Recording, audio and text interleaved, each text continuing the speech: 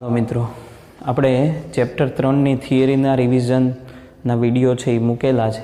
હવે આપણે એક્સરસાઇઝ ત્રીજા ચેપ્ટરની જે છે એનું ક્વિક રિવિઝન કરીએ। અહીંયા તમારી સામે જુદી જુદી રકમ આપેલી છે, ફટાફટ હું તમને એમાં કઈ માહિતી આપી છે। પહેલું કામ, તમારે કોઈ પણ દાખલો પૂછાય ફ્રેન્ડ્સ, એટલે ન્યુમેરિકલ્સમાં પહેલું કામ એ કરવાનું કે તમને કોની વેલ્યુ આપી છે એ ખાસ જોઈ લેવાનું, કારણ કે કિંમત કોની છે ને એ જ્યાં સુધી નહીં જુઓ ત્યાં સુધી તમને આન્સર કયું સૂત્ર આવશે એ બધી નહીં ખબર પડે। એટલે પહેલાં છે ને માહિતીમાંથી કોની કિંમત આપી છે એ એકત્રીકરણ કરી લેવાનું। ચલો અહીંયા જોઈએ પહેલો દાખલો।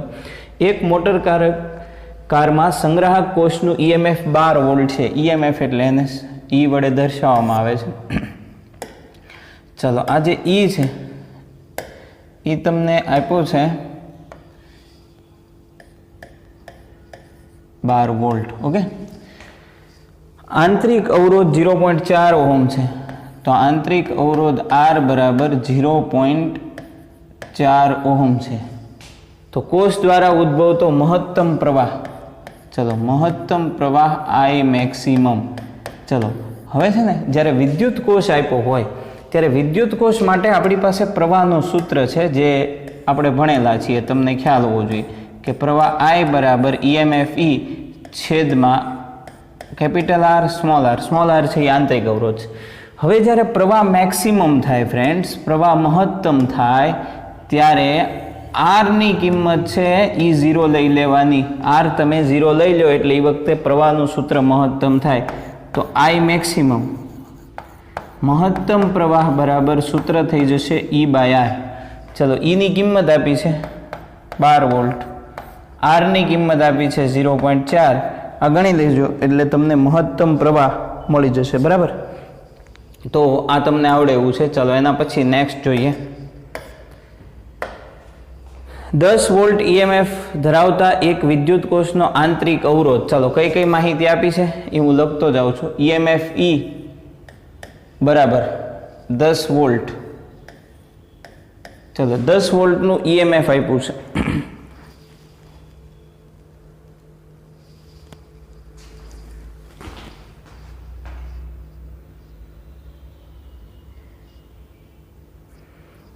ચલો 10 વોલ્ટનું ઈએમએફ આપ્યું છે। આંતરિક અવરોધ 3 ઓહમ છે, તો આંતરિક અવરોધ R બરાબર 3 ઓહમ।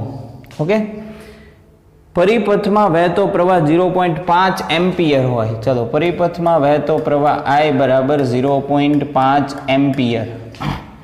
તો અવરોધનું મૂલ્ય કેટલું હશે? તો અવરોધનું મૂલ્ય R છે એ કેટલું હશે? ઓકે, એના પછી જ્યારે પૂર્ણ પરિપથ હશે ત્યારે કોષના બંને છેડા વચ્ચે વિદ્યુત સ્થિતિમાનનો તફાવત, એટલે બેટરીના વોલ્ટેજ, બેટરીના વિદ્યુત સ્થિતિમાનનો તફાવત કેટલો હશે? ચલો આવું તમને પૂછ્યું છે। હવે જ્યારે આવી માહિતી આપી છે ત્યારે આપણી પાસે પ્રવાહનું હમણાં એક સૂત્ર મેં પહેલા દાખલામાં તમને કીધું કે I બરાબર E/R પ્લસ સ્મોલ r। આમાં બધી કિંમત મૂકશો એટલે તમને આના ઉપરથી R ની કિંમત છે એ મળી જશે, બરાબર। એટલે આ સૂત્ર ઉપરથી આપણે R મેળવવું, ધ્યાન આપજો। ચલો આ સૂત્ર ઉપરથી R મેળવી લીધા પછી તમારે V મેળવવાનું છે, તો V = IR સૂત્ર છે, બરાબર। R છે એ અહીંયા જે મળ્યું હોય એ મૂકવાનું, I છે એ પ્રવાહ છે જે 0.5 એમ્પિયર આપ્યો છે। ઓકે, તો આમાં કાંઈ છે નહીં ખાસ। ચલો એના પછી નેક્સ્ટ 3 અવરોધ છે। પહેલો અવરોધ છે R1, બીજો R2, ત્રીજો R3, ત્રણેયને અવરોધોને શ્રેણીમાં જોડેલા છે। ચાલો 3 અવરોધ છે એને શ્રેણીમાં જોડેલા છે, તો સૌથી પહેલા અવરોધ R1, પછી સેકન્ડ R2 અને ત્રીજો અવરોધ છે R3। ઓકે, આ ત્રણેયને શ્રેણીમાં જોડેલા છે, તો પરિપથનો કુલ અવરોધ કેટલો થશે? ચલો તમને ખબર છે કે શ્રેણી જોડાણ છે,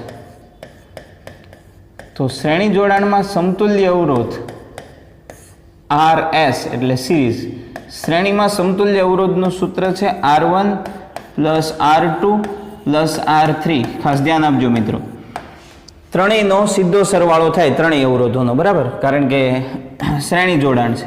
કે ત્રણેય અવરોધોનો આપણે સીધો સરવાળો કરીએ એટલે 1 + 2 + 3 એટલે 6 ઓહમ. તો આ થઈ ગયું 6 ઓહમ. તો કુલ અવરોધ છે એ 6 ઓહમ થયો, બરાબર. શ્રેણી જોડાણમાં કુલ અવરોધ 6 ઓહમ થયો, પહેલી વસ્તુ.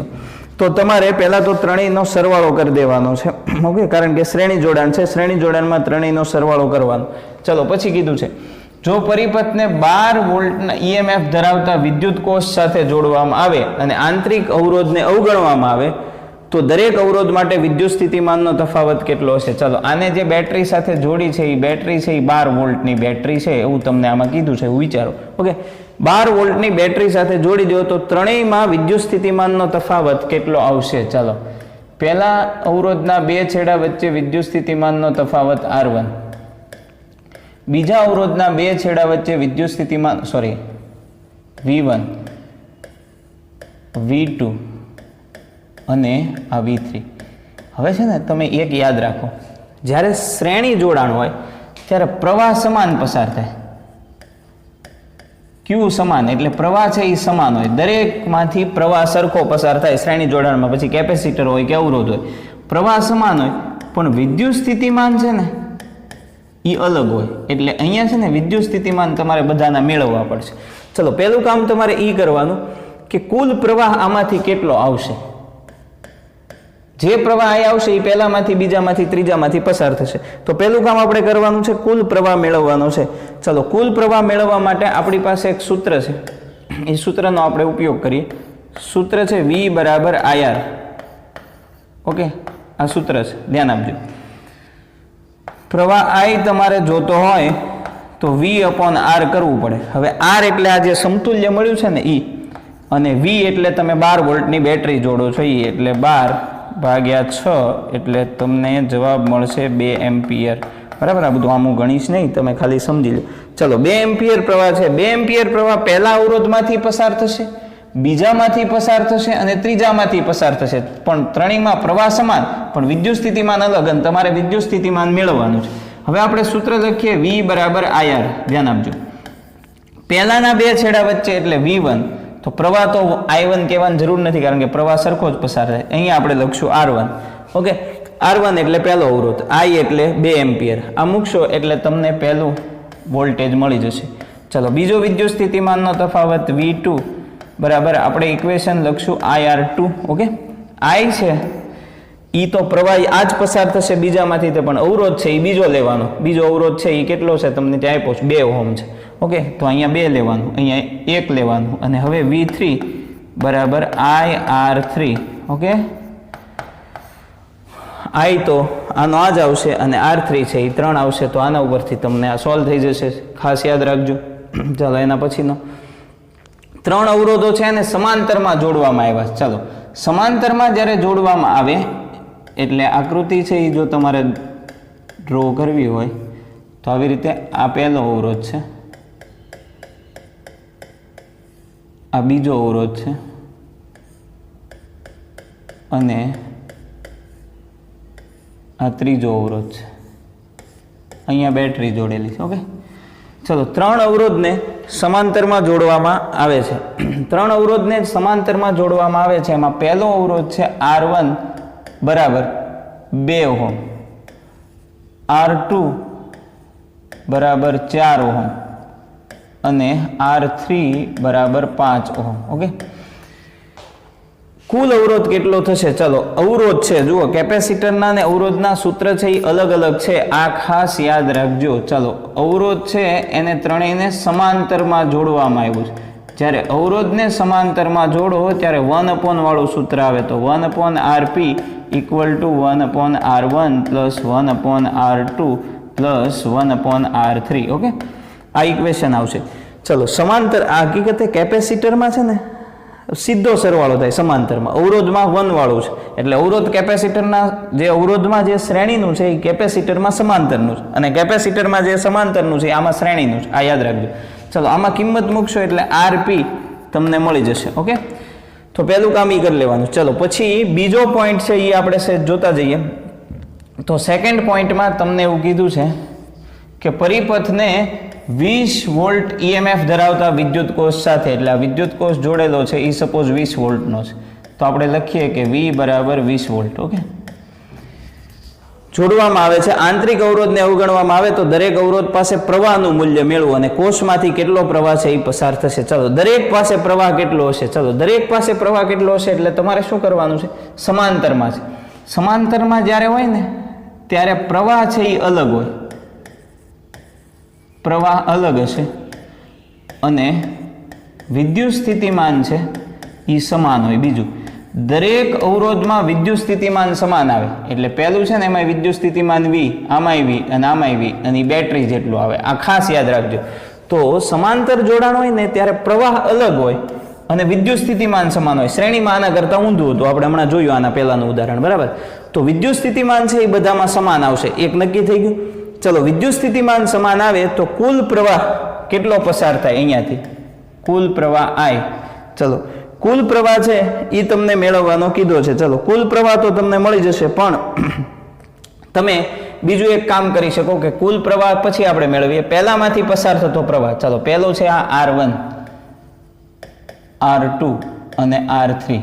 ચલો, આપણી પાસે સૂત્ર છે V બરાબર IR, તો પ્રવાહ I બરાબર V/R. આ સૂત્ર છે, ધ્યાન આપજો. ઓકે, હું પહેલામાંથી પસાર થતો પ્રવાહ I1 લઉં તો અહીંયા અવરોધ આવે R1, ખાલી અવરોધ બદલાય, વોલ્ટેજ છે એ સમાન રહેશે દરેક ઉપર, મેં પહેલા લખી નાખ્યું, અને બેટરીના વોલ્ટેજ જેટલા હશે.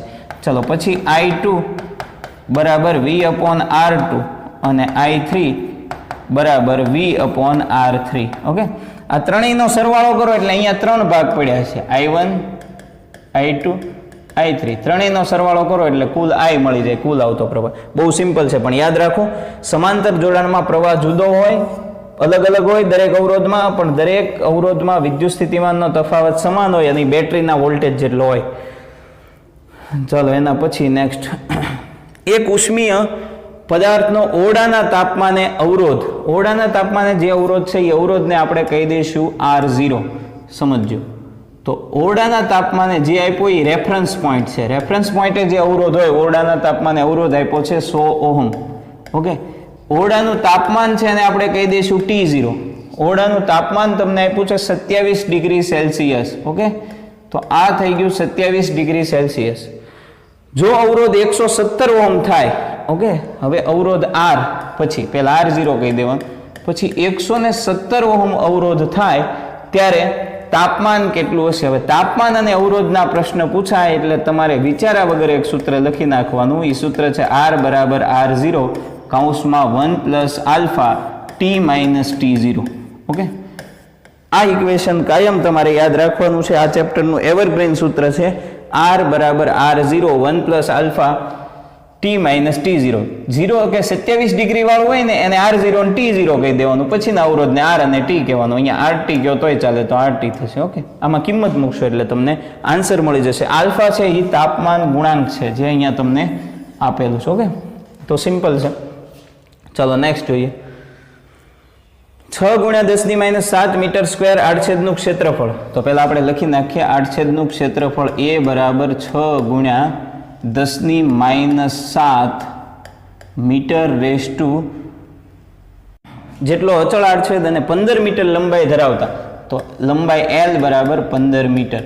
ચલો, 15 મીટર લંબાઈ ધરાવતા તારમાંથી અવગણ્ય પ્રવાહ પસાર થાય છે, તેનો અવરોધ 5 ઓહમ માપવામાં આવ્યો છે. ચલો, આનો અવરોધ છે એ 5 ઓહમ માપવામાં આવ્યો છે, એ તારનો અવરોધ. તો 5 ઓહમ અવરોધ છે, 5 ઓહમ અવરોધ માપવામાં આવ્યો છે. તો દ્રવ્યની અવરોધકતા ρ કેટલી હશે? ઓકે, તો આટલી માહિતી છે તમારી પાસે. આ જે માહિતી આપી છે આવા તાર વિશેની આપી છે. આ તારના આડછેદનું ક્ષેત્રફળ છે એ આ છે, પછી તારની જે લેન્થ છે L એ અહીંયા આપી છે, અને તારનો જે રેઝિસ્ટન્સ છે એ આપ્યો છે.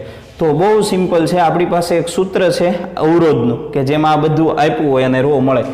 R બરાબર ρL/A. આ સૂત્ર છે. આ બધું સામે જાય તો RA, L છે એ સામે જાય તો છેદમાં જાય તો L બરાબર ρ. તો ρ બરાબર RA/L. આમાં કિંમત મૂકશો એટલે તમને આન્સર મળશે. ઓકે, ચલો એના પછી નેક્સ્ટ 7મો દાખલો જોઈએ.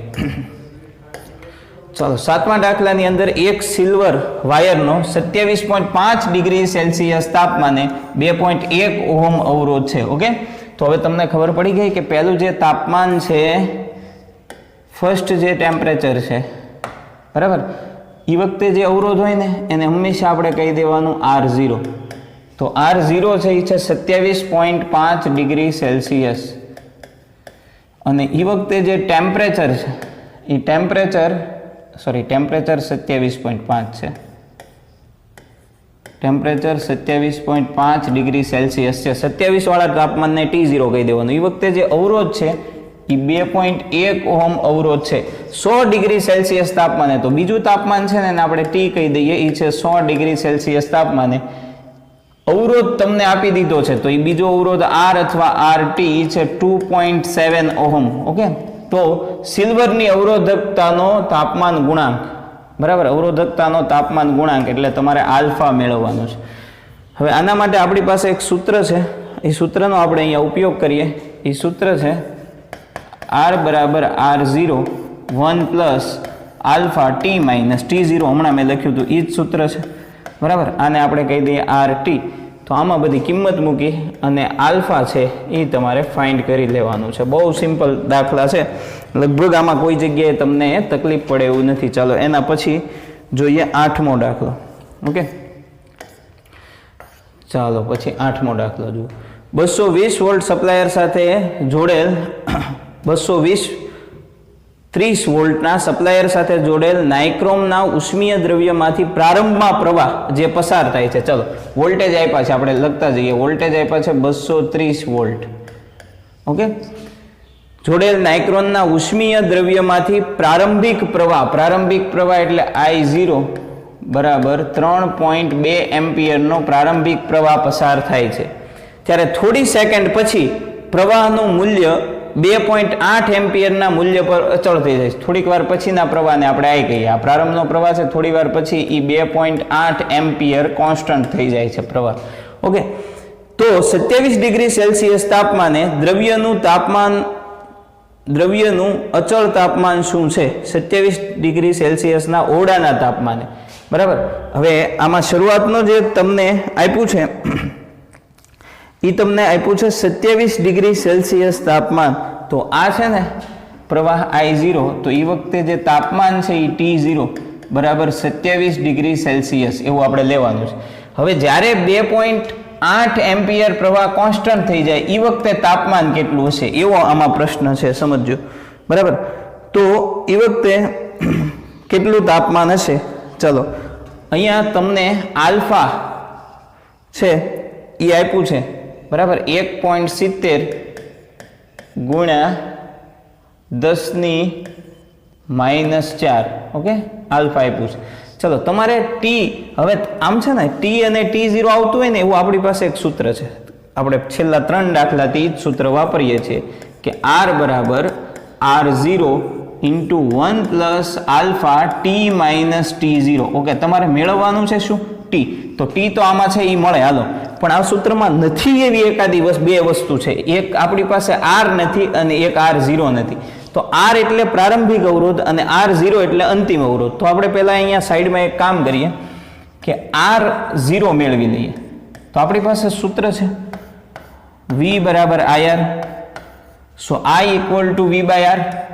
આ સૂત્ર છે. ચલો V બાય R સૂત્ર છે. R ને સૂત્રનો કરતા બનાવો એટલે અહીંયા આવશે V બાય I.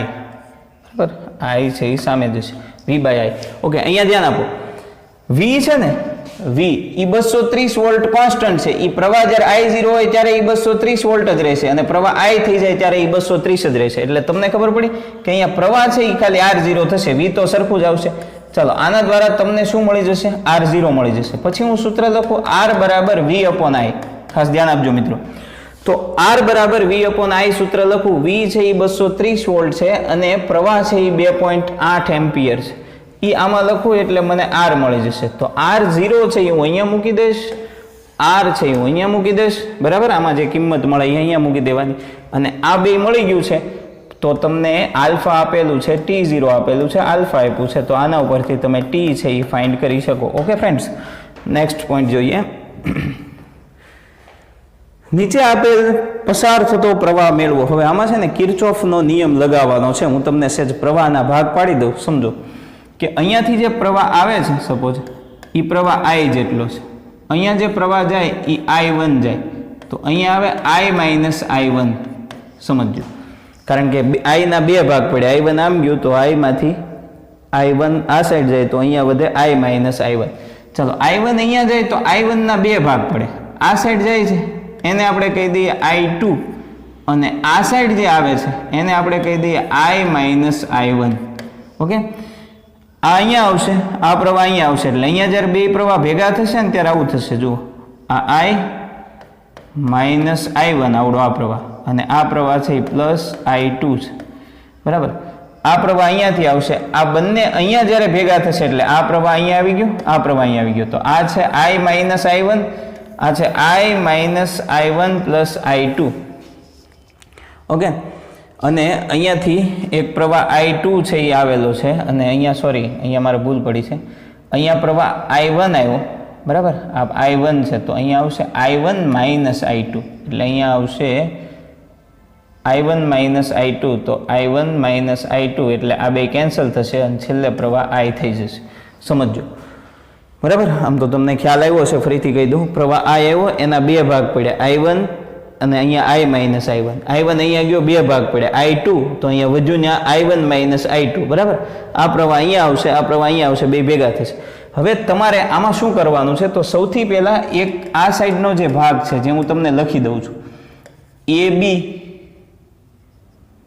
ABDA, એમાં તમારે કિર્ચોફનો બીજો નિયમ લગાવવાનો. સમજો, કિર્ચોફનો બીજો નિયમ જ્યારે તમે એમાં લગાવશો ત્યારે તમને એક કોઈ સમીકરણ મળશે, એને સમીકરણ 1 કહી દો. પછી બાજુમાં જે બીજો ભાગ છે એને આપણે નામ આપી દઈએ BCDAB. આમાં પાછો કિર્ચોફનો બીજો નિયમ લગાવો એ વિભાગમાં, પછી જે સમીકરણ મળે એ સમીકરણ 2 કહી દો. આ બે સમીકરણને ઉકેલશો એટલે તમને પ્રવાહ I1 અને I2 બેના સૂત્ર મળશે, પણ આ બેના સૂત્રમાં છે ને I વધશે. તમારી પાસે I તો નહીં હોય, I અને પછી અહીંયા કોઈ કિંમત આવશે. સમજો, તો આપણી પાસે I તો છે નહીં, I છે નહીં, એટલા માટે તમારે આખો ભાગ લઈ લેવાનો, અને આખો ભાગ છે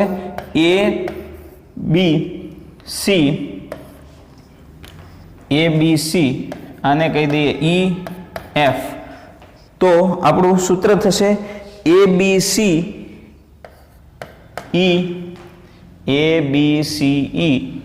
F અને A. ચાલો, એમાં પાછો તમારે કિર્ચોફનો બીજો નિયમ લગાવવાનો. ઓકે, કિર્ચોફનો બીજો નિયમ એમાં લગાવો એટલે એક સમીકરણ ઉપરથી તમને I છે એ મળી જશે. I ની કિંમત આમાં મૂકશો એટલે I1 I2 મળી જશે, અને પછી આમને આધારે દરેક શાખામાંથી પસાર થતો પ્રવાહ છે એ તમે ફાઇન્ડ કરી શકો છો. ઓકે, ચલો એના પછી 10મો દાખલો આપણે જોઈએ. ચલો, 10મા દાખલામાં તમને વિસ્ટન બ્રિજમાં એ છેડાનું તટસ્થ બિંદુ તમને આપ્યું છે. બરાબર, ચલો વિસ્ટન બ્રિજમાં નહીં, પણ અહીંયા થોડીક ભૂલ છે, વિસ્ટન બ્રિજ નહીં પણ મીટર બ્રિજ.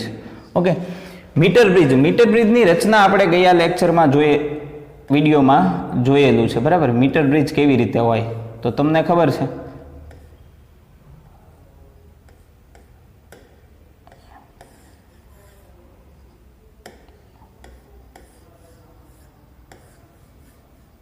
ચાલો, અહીંયા તાર બાંધ્યો હોય, આને આપણે કહી દઈએ A, આને આપણે કહી દઈએ B.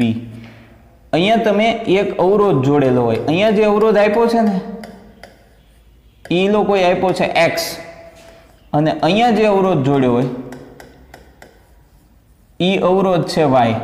ચાલો, એ છેડાથી તટસ્થ બિંદુ 39.5 સેન્ટીમીટરે મળે છે. ચલો, એ અહીંયા એટલે અહીંયા તમને ખબર છે કે અહીંયા તમે ગેલ્વેનોમીટર જોડેલું હોય, અહીંયા જોકી હોય. બરાબર, જોકી જે જગ્યાએ આવે ત્યારે ગેલ્વેનોમીટર છે એ 0 કોણાવર્તન દર્શાવે. હું ફટાફટ આકૃતિ દોરું છું.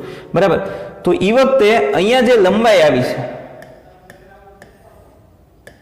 ચલો અહીંયા જે લંબાઈ આવી છે એ લંબાઈને આપણે કહી શકીએ L1. તો એ L1 તમને આપી છે 39.5, તો એ છે 39.5. ઓકે, આ બાકીનો જે ભાગ વધે એ તમને ખબર છે કે L2 બરાબર 100 માઇનસ L1. તો 100 માંથી 39.5 બાદ થાય તો L2 તમને જવાબ જે આવે એ તમારે L2 છે એ મેળવી લેવાનો. જવાબ આવશે 60.5. તો આવી આકૃતિ બની ગઈ. ચલો આવી આકૃતિ બની ગઈ પછી બહુ સિમ્પલ વસ્તુ છે, x અવરોધ તમારે મેળવવાનો છે. હવે x જ્યારે છે ને ત્યારે જે લંબાઈ છે એ L1 છે અને y છે એ વખતે લંબાઈ જે છે એ L2 છે. આવું તમારે યાદ રાખવાનું. આવું યાદ રાખવાનું. આને આધારે આપણે સૂત્ર લખશું કે ભાઈ x upon y, x ઉપર છે તો એ લંબાઈ L1 ઉપર અને L2 છે એ નીચે. આમાં કિંમત મૂકો, તમને y આપેલો છે 12.15 ઓહમ, એટલે y છે એ 12.15 છે, y છે એ 12.15 ઓહમ છે. ઓકે, સોરી 12.5 છે, 5 છે. ઓકે, 5 આપેલું છે. x મેળવી લેવાનું છે, L1 છે, L2 છે, કિંમત મૂકશો એટલે જવાબ મળશે. ચલો, x અને y ની અદલા બદલી કરવામાં આવે તો ઉપરયુક્ત પ્રશ્નમાં શું ફેર પડે? ચલો, બી પ્રશ્ન છે. x અને y ની કિંમત બદલાવો તો L1 અને L2 છે એ બદલાઈ જાય.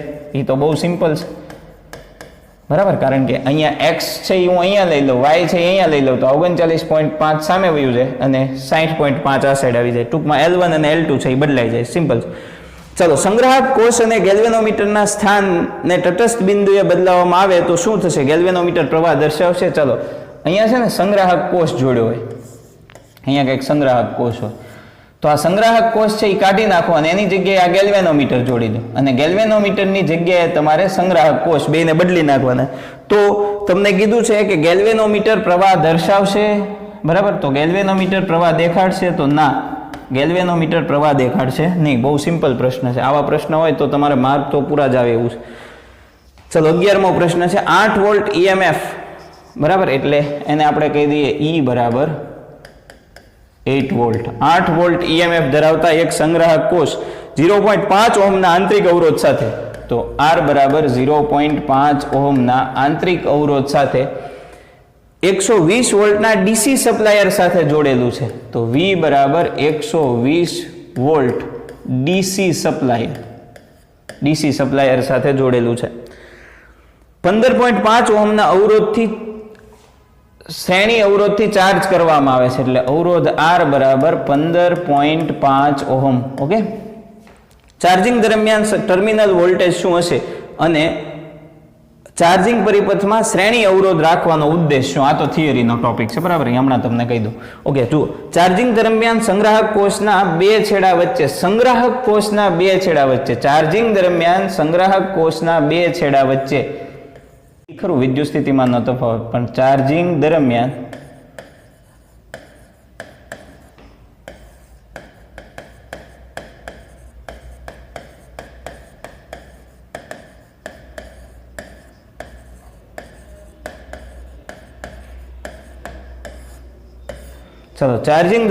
સંગ્રાહક કોષના બે છેડા વચ્ચે વિદ્યુત સ્થિતિમાનનો તફાવત કેટલો?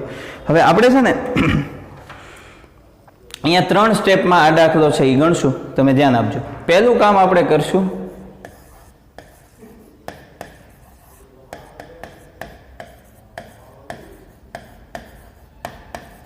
ચલો, ચાર્જિંગ દરમિયાન પ્રવાહ કેટલો? ચાર્જિંગ દરમિયાન પ્રવાહ કેટલો? ચલો, ચાર્જિંગ દરમિયાન પ્રવાહ કેટલો એનું સૂત્ર છે, ચાર્જિંગ દરમિયાન પ્રવાહ I બરાબર આ દાખલામાં સૂત્રો બધા ખાસ યાદ રાખજો. V - E upon R plus R. આ સૂત્રની અંદર તમે કિંમત મૂકશો એટલે ચાર્જિંગ દરમિયાન પ્રવાહ મળશે. ચલો, ચાર્જિંગ દરમિયાન પ્રવાહ મેળવ્યા પછી બીજું કામ એ કરવાનું કે અવરોધ R ના બે છેડા વચ્ચે વિદ્યુત સ્થિતિમાનનો તફાવત કેટલો? ચલો, અવરોધ R ના બે છેડા વચ્ચે વિદ્યુત સ્થિતિમાનનો તફાવત કેટલો? તો અવરોધ R ના બે છેડા વચ્ચે વિદ્યુત સ્થિતિમાનના તફાવતને આપણે V કહી દઈએ, તો V બરાબર IR સૂત્ર મૂકવાનું. ઓકે, આની અંદર કિંમત મૂકશો એટલે અવરોધના બે છેડા વચ્ચે વિદ્યુત સ્થિતિમાનનો તફાવત મળશે. ચલો, સૂત્રો યાદ રાખી લેજો ખાસ. ચલો, ત્રીજું કામ શું કરવાનું છે? તો ત્રીજું કામ તમારે સૂત્ર યાદ રાખવાનું છે કે ચાર્જિંગ દરમિયાન આ પ્રશ્નમાં ખાસ આ બધા સૂત્રો યાદ રાખજો. ચાર્જિંગ દરમિયાન DC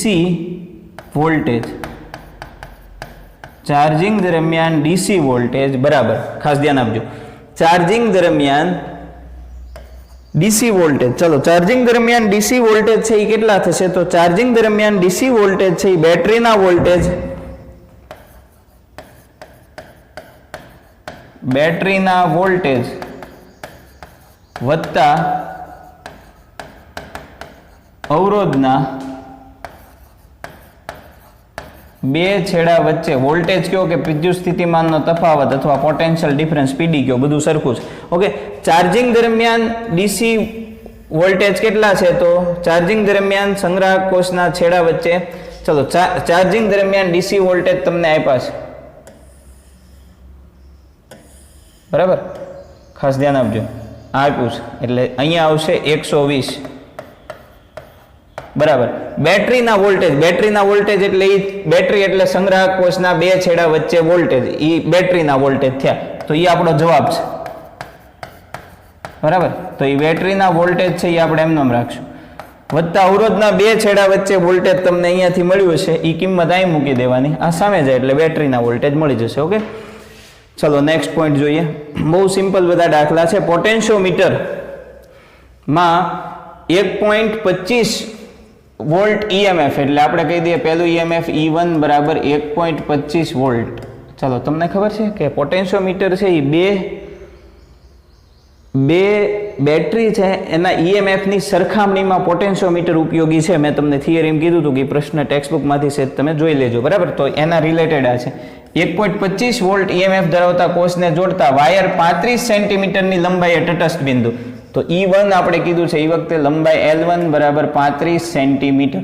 ઓકે, પછી જુઓ, આ કોષને બીજા અન્ય કોષ સાથે તેની મદદથી 63 સેન્ટીમીટરની લંબાઈએ તટસ્થ બિંદુ મળતું હોય તો બીજા કોષનું ઈએમએફ, ચાલો બીજા કોષનું ઈએમએફ E2 ઈ મેળવવાનું છે, એ નથી, પણ એ વખતે તટસ્થ બિંદુને આપણે કહી દઈએ L2 અને એ તમને આપ્યું છે 63 સેન્ટીમીટર. ચાલો, પોટેન્શિયોમીટરનો ઉપયોગ છે કે બે વિદ્યુત કોષોના ઈએમએફની સરખામણી કરી શકાય એવો આપણો થિયરીનો ટોપિક છે, અને એમાં એક સૂત્ર આવે છે કે પહેલા વિદ્યુત કોષનું ઈએમએફ છેદમાં બીજા વિદ્યુત કોષનું ઈએમએફ, બરાબર. ચલો, બરાબર, તમારે શું કરવાનું છે? તો E1 અપોન E2 બરાબર અહીંયા L1 અપોન L2, એટલે પહેલી લંબાઈ છેદમાં બીજી લંબાઈ. તો સિમ્પલ છે બહુ, કિંમત મૂકો, E2 છે એ ફાઇન્ડ કરી લ્યો એટલે તમને આન્સર મળી જશે. ચલો નેક્સ્ટ જોઈએ. તાંબાના તાર વાહકની મુક્ત ઇલેક્ટ્રોનની સંખ્યા ઘનતા, ચાલો સંખ્યા ઘનતા એટલે એકમ કદ દીઠ ઇલેક્ટ્રોનની સંખ્યા, એટલે એને સ્મોલ n કહેવાય, જે તમને આપ્યું છે 8.5 8.5 ઇન્ટુ 10⁻28. પછી કીધું છે 3 મીટર લંબાઈ ધરાવતા તાંબાના વાયરમાં, ચલો 3 મીટર લંબાઈ એટલે L બરાબર 3 મીટર. આપણી પાસે અહીંયા તાંબાનો વાયર હશે જેની લંબાઈ છે એ 3 મીટર હશે. ચલો 3 મીટર લંબાઈના તાંબાના વાયરમાં ઇલેક્ટ્રોન એક છેડાથી બીજા છેડા સુધી પહોંચવા માટે, ચલો ઇલેક્ટ્રોનને એક છેડાથી બીજા છેડા સુધી, ઇલેક્ટ્રોન અહીંયાથી નીકળે અને સામે છેડે પહોંચે ત્યાં સુધીમાં કેટલો સમય લાગશે? તેમાંથી 3 એમ્પિયરનો પ્રવાહ પસાર થાય છે અને 8 છેદનું ક્ષેત્રફળ આપ્યું છે. ચલો, પસાર થતો પ્રવાહ I બરાબર 3 એમ્પિયર. બીજું 8 છેદનું ક્ષેત્રફળ આપ્યું છે, 8 છેદનું ક્ષેત્રફળ A બરાબર 2 ગુણ્યા 10⁻⁶. ઓકે, આટલી માહિતી આપી છે. તમારે સમય મેળવવાનો છે. હવે તમને ખબર છે સમય મેળવવો હોય તો ઇલેક્ટ્રોનને અહીંથી અહીંયા પહોંચવામાં અંતર કેટલું કાપવું પડે? લંબાઈ જેટલું. એટલે તમને ખબર છે કે આપણી પાસે સમયનું સૂત્ર છે કે સમય બરાબર, આપણી પાસે વેગનું સૂત્ર છે કે વેગ બરાબર અંતરના છેદમાં સમય, બરાબર. તો વેગ અથવા ઝડપ બરાબર અંતર છેદમાં સમય. તો જો તમારે સમય જોતો હોય તો શું કરવું પડે કે અંતર x છેદમાં ઝડપ કરવી પડે. ઓકે, ચલો અંતર એટલે ઇલેક્ટ્રોનને કેટલું અંતર કાપવાનું? 3 મીટર. એટલે આ તો છે જ, સમય મેળવવો છે, ખાલી મેળવવાનું શું રહ્યું? ઇલેક્ટ્રોનની ઝડપ. અને ઇલેક્ટ્રોનની ઝડપ એટલે ઇલેક્ટ્રોનનો ડ્રિફ્ટ વેગ. ચલો, ઇલેક્ટ્રોનના વેગ માટે આપણી પાસે આપણે થિયરી રિવિઝન કરી એક સૂત્ર જોયું છે કે J બરાબર NE/VD, આ સૂત્ર છે. ઓકે, આ સૂત્રમાં આપણી પાસે J નથી તો તમને ખબર છે કે J ની જગ્યાએ લખાય I/A બરાબર NE/VD. ઓકે, આમાં તમે I ને સૂત્રનો કરતા બનાવી દો એટલે I બરાબર NE/VD ઇન્ટુ A. ચલો, બધી માહિતી મેં અહીંયા લખી છે, ખાલી કિંમત તમારે આમાં મૂકવાની છે અને પ્રવાહ I જે છે એ મેળવી લેવાનું. ચલો, પ્રવાહ I મળી જાય પછી સિમ્પલ છે, કે સમય t બરાબર પદાર્થે કાપેલું અંતર, પદાર્થને કેટલું અંતર કાપવાનું, સોરી પદાર્થ ક્યાં, ઇલેક્ટ્રોન ને કેટલું અંતર કાપવાનું છે, તારની લંબાઈ જેટલું, એટલે તારની લંબાઈ l છેદમાં ઝડપ, સોરી અહીંયા તમારે i નથી મેળવવાનો, i તો આપ્યું છે, આના ઉપરથી શું મેળવી લેવાનું છે, vd બરાબર I/NE into a, આ કરશો એટલે vd મળી જશે. ઓકે, તો t બરાબર l એટલે અંતર છેદમાં vd, અહીં vd અહીંયા જે મળ્યું હોય એ મૂકી દો એટલે સમય મળશે. બહુ સિમ્પલ ટોપિક છે. ચલો નેક્સ્ટ પોઈન્ટ જોઈએ. પૃથ્વીની સપાટી પર ઋણ વિદ્યુતભારની પૃષ્ઠ ઘનતા, ચલો પૃથ્વીની વાત છે, પૃથ્વીની સપાટી પર ઋણ વિદ્યુતભારની પૃષ્ઠ ઘનતાને સિગ્મા વડે દર્શાવાય છે. તો સિગ્મા બરાબર 10⁻⁹ કુલમ પર મીટર સ્ક્વેર. ઓકે, આટલી પૃષ્ઠ ઘનતા છે. પૃથ્વીના વાતાવરણમાં સૌથી ઉપરના સ્તર અને પૃથ્વીની સપાટી વચ્ચે 400 કિલોવોલ્ટ જેટલો વિદ્યુત સ્થિતિમાનનો તફાવત છે. ચલો વિદ્યુત સ્થિતિમાનનો તફાવત V બરાબર 400 કિલોવોલ્ટ. ઓકે, પરિણામે સપાટીની ફરતે 1800 એમ્પિયરનો પ્રવાહ પસાર થાય છે. તો પ્રવાહ I બરાબર 1800 એમ્પિયર. ઓકે, 1800 એમ્પિયરનો પ્રવાહ પસાર થાય છે. પૃથ્વીની સપાટી ફરતે વાતાવરણના વિદ્યુત ક્ષેત્રને ટકાવી રાખતી પ્રણાલી ના હોય તો પૃથ્વીની સપાટીને સંપૂર્ણ રીતે તટસ્થ થવામાં કેટલો સમય લાગશે? ચલો પૃથ્વીને તટસ્થ થવામાં કેટલો સમય લાગશે, ખાસ ધ્યાન આપજો. ચલો પૃથ્વીને તટસ્થ થવામાં કેટલો સમય લાગે, તો પહેલા તમારે કામ કરવાનું, પૃથ્વીમાં વિદ્યુત ભાર કેટલો હશે આમાં એ તમારે ફાઇન્ડ કરવું પડે. વિદ્યુત ભાર ઉપરથી સમય તમને મળે, પ્રવાહ આપ્યું છે. ચાલો હું તમને 3 સ્ટેપમાં આ દાખલો ગણું છું, યાદ રાખજો. પહેલું સ્ટેપ એ છે કે તમારે પૃથ્વીનું ક્ષેત્રફળ મેળવી લેવાનું, એ નથી આપ્યું. ચલો પહેલું કામ કરવાનું, પૃથ્વીનું ક્ષેત્રફળ. પૃથ્વી ગોળ છે એટલે ક્ષેત્રફળનું સૂત્ર થશે 4πr². ઓકે, 4πr² સૂત્ર મૂકો, આના ઉપરથી તમને પૃથ્વીનું ક્ષેત્રફળ મળી જાય. બીજું, હવે પૃથ્વીમાં વિદ્યુત ભાર મેળવી લો. ચલો વિદ્યુત ભાર મેળવવા સિગ્મા આપી છે, તો સિગ્મા બરાબર Q/A સૂત્ર છે. તો Q બરાબર સિગ્મા ઇન્ટુ A આવું સૂત્ર થાય. ઓકે, સિગ્મા તમને આપેલું છે, A છે એ આ સૂત્ર દ્વારા તમે મેળવ્યું છે એટલે તમને Q પણ મળી ગયું, સમજો. ચલો Q મળી ગયો, પછી પ્રવાહ આપ્યો છે અને સમય પૂછ્યો છે. તો બહુ સિમ્પલ છે, આપણા ચેપ્ટરનો મેઇન સૂત્ર છે I બરાબર Q/T. ઓકે, તો T બરાબર Q/I કરી દો એટલે તમને ટાઈમ છે એ મળી જશે. બહુ સિમ્પલ પ્રશ્ન છે. Q અહીંયાથી મળશે, ટાઈમ છે એ ફાઇન્ડ કરવાનો છે. I એટલે પ્રવાહ 1800 એમ્પિયર તમને આપ્યું છે. ઓકે, ચાલો નેક્સ્ટ પોઈન્ટ જોઈએ. છેલ્લો દાખલો છે 15મો. 12 વોલ્ટ EMF ધરાવતા કે જેનો આંતરિક અવરોધ 0.015 ઓહમ છે. ચલો હું લખું છું, E બરાબર 2 વોલ્ટ, સોરી 12 નહીં 2 વોલ્ટ. 2 વોલ્ટ EMF ધરાવતા જેનો આંતરિક અવરોધ 0.015 ઓહમ છે. આંતરિક અવરોધ એટલે સ્મોલ r, 0.015 ઓહમ. ઓકે, આવા 6 ગૌણ કોષોને શ્રેણીમાં જોડેલા છે. તો આપણે લખશું કે સ્મોલ n બરાબર 6. આવા 6 કોષોને શ્રેણીમાં જોડેલા છે, એને 8.5 ઓહમના અવરોધ સાથે જોડવામાં આવે છે. તો બીજો જે આંતરિક અવરોધ સ્મોલ r હોય, પછીનો જે અવરોધ આપ્યો એ કેપિટલ r હોય, તો એ છે 8.5 ઓહમના અવરોધ સાથે જોડવામાં આવે છે. તો તંત્રમાંથી પસાર થતો પ્રવાહ શોધો. તો તંત્રમાંથી પસાર થતો પ્રવાહ I છે એ કેટલો હશે, બરાબર. અને ટર્મિનલ વોલ્ટેજ એટલે તમારે વોલ્ટેજ V પણ મેળવવાના છે. ચાલો આમાં છે ને એક કરતાં વધારે કોષો જોડાયેલા છે. જ્યારે એક કરતાં વધારે કોષો જોડાયેલા હોય ત્યારે તમારે પ્રવાહનું સૂત્ર થાય, પ્રવાહ I બરાબર આપણી પાસે આ સૂત્ર છે, E બરાબર R પ્લસ R, આ સૂત્ર છે.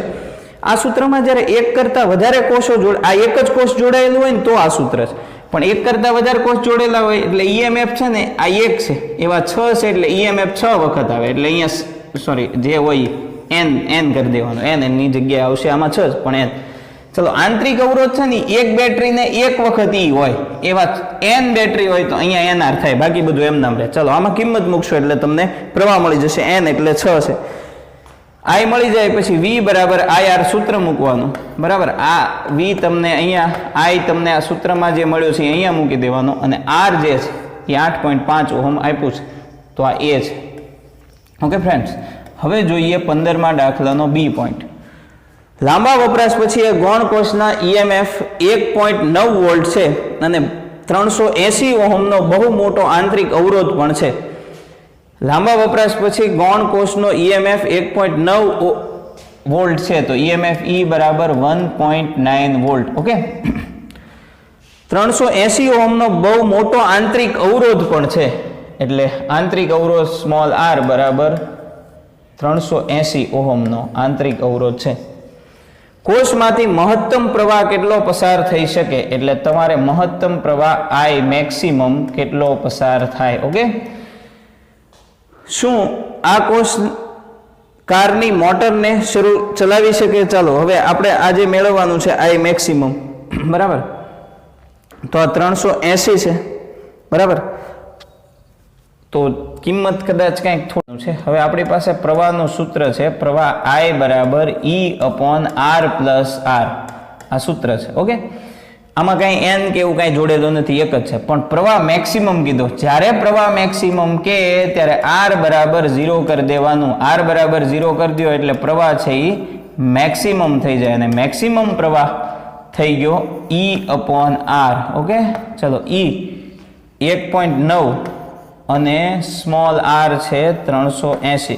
કદાચ અમુકમાં 19 ને 3800 એવું આપ્યું. જો જે કિંમત આપી હોય મૂકવાની, તો આને આધારે તમને આન્સર મળી જશે, બરાબર. તો આપણે ત્રીજા ચેપ્ટરના જે એક્સરસાઇઝના દાખલા છે એ આપણે જોયા. આના ઉપરથી ઉદાહરણ છે એ તમે સોલ્વ કરી શકશો. Thank you.